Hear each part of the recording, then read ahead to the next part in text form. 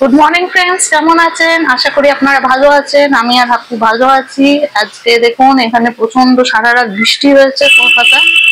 একদম বৃষ্টিতে দেখতেই পাচ্ছেন, ঠান্ডা ঠান্ডা হাওয়াও দিচ্ছে।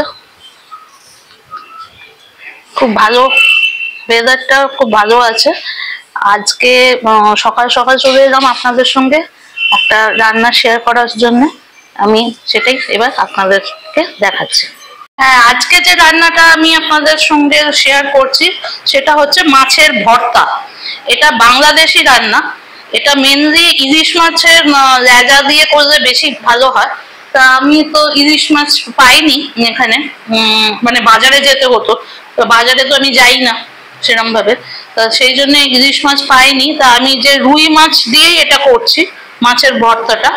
রুই মাছ আমি 2 পিস নিয়েছি। ছালটা ছাড়িয়ে নিয়েছি, ছালটা থাকলে ভালো লাগে না ভর্তাতে। তা আমি এটার মধ্যে নুন হলুদ মাখিয়ে যেরকম ভাজা করে সেটা আমি করেছি, আর কিছুই না। ভাজাটা করে রেখে দিয়েছি, না যে তেল ছিট করছিল, অসুবিধা হচ্ছিল, আমার ক্যামেরাতে লেগে যাচ্ছিল তেলটা।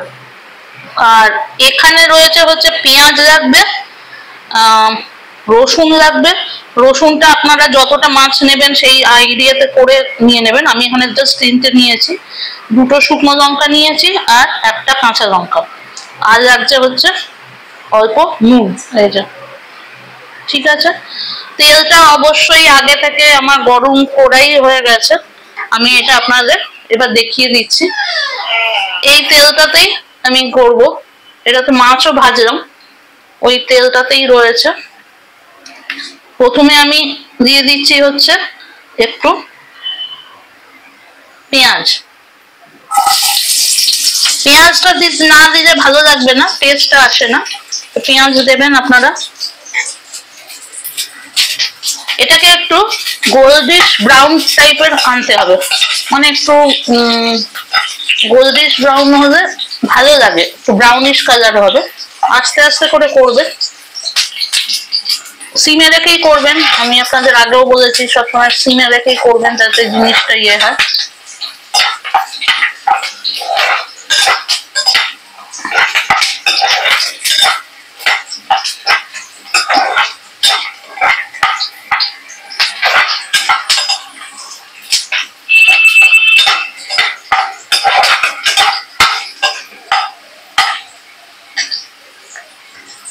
হ্যাঁ, এবার দেখছেন আমার এইটা হয়ে গেছে, পেঁয়াজটা ভাজা।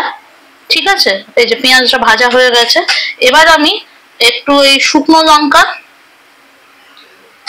দিলাম, আর এটাও দিয়ে দিলাম, রসুনটা। এগুলো একটু হালকা করে ভেজে নিতে হবে, ভেজে আপনাদের তুলতে হবে।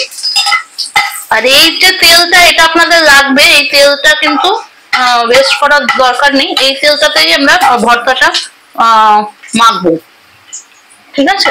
তাই জন্য আমি ওই একই তেলে সবই আপনাদের ইয়ে করে একটা একটা করে ইয়ে করে করতে হবে।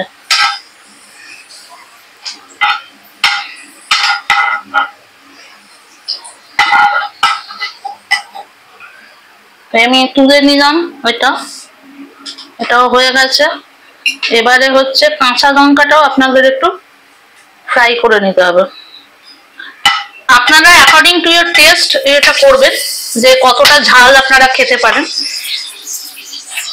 ঝালটা যদি ভালোই খেতে পারেন তাহলে একটু বেশি ইয়ে করেই দেবেন। আমার যেহেতু হাপ্পুর জন্য আমি ঝালটা কমই দিলাম। এটা আমার হয়ে গেছে এটা ব্যাস, আর এটার কোনো দরকার নেই। এখন আমি কড়াইটা বন্ধ করে দিচ্ছি।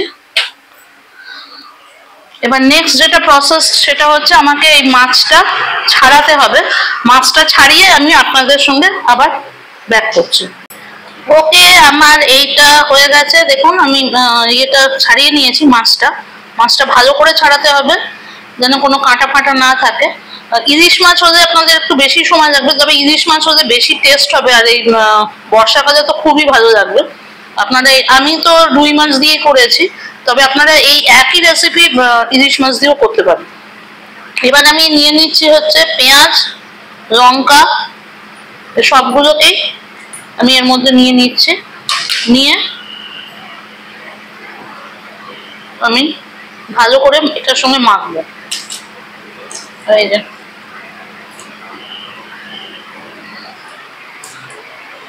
ভর্তাটা অ্যাকচুয়ালি খুব ভালো টেস্টি খাবার। এটা যদি আপনারা বাড়িতে করেন যে কোনো সময় খেতে ভালো লাগে।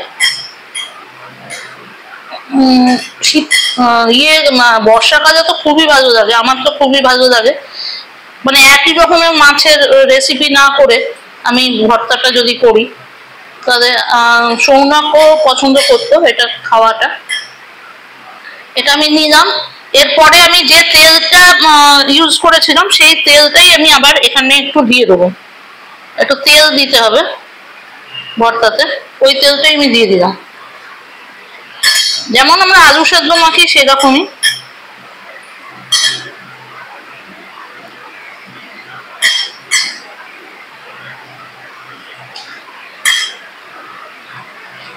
আজকে আমাদের মা ছেলের এইটাই ডাল করা হচ্ছে। আপনারা হয়তো সাউন্ড একটা পাচ্ছেন, ওটা আমার ওয়াশিং মেশিনের সাউন্ড। কিছু করা যাবে না, সকালবেলা আমাকে ওয়াশিং মেশিন চালাতেই যাবে, নাহলে আমার কাজ হবে না। এই রান্নাটা করার পরেই আমাকে আমার ছেলের জন্য, এই দেখুন একটা কাঁটা ছিল দেখেছেন, এই জন্য আমি এতবার করে করি, হাত দিয়ে করি। আরেকটা কাঁটা,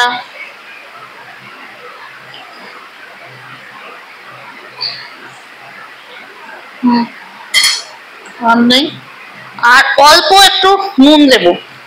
নুনটা অল্প দিচ্ছি এই কারণেই, কারণ অলরেডি আমার দেয়া হয়ে গেছে, নুন দিয়ে এটাকে করা হয়ে গেছে, মাছটাকে ভাজা হয়ে গেছে।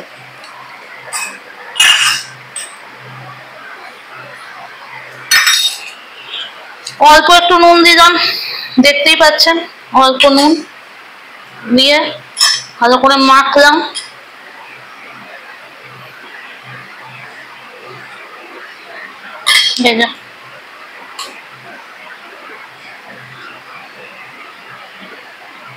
একদম ভর্তা রেডি।